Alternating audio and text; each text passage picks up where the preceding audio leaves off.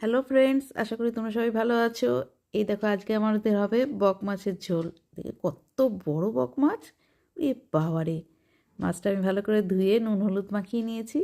বক মাছটা হবে আলু আর বেগুন দিয়ে। দেখো, মশলাও আমার রেডি করা হয়ে গেছে।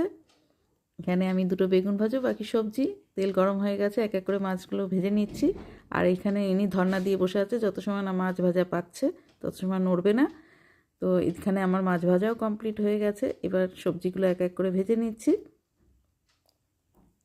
দেখো, ভালো করে সবজিটা ভাজা হয়ে গেছে। এবার মশলা দিয়ে দিলাম। মশলাটাকেও ভালো করে কষিয়ে নিচ্ছি। এই দেখো, এরই ফাঁকে এই মাছ ভাজাটার থেকে একটুখানি মাছ ভাজা এখন দিয়ে আসি, আর বাকিটা আবার দুপুরবেলা দিতে হবে।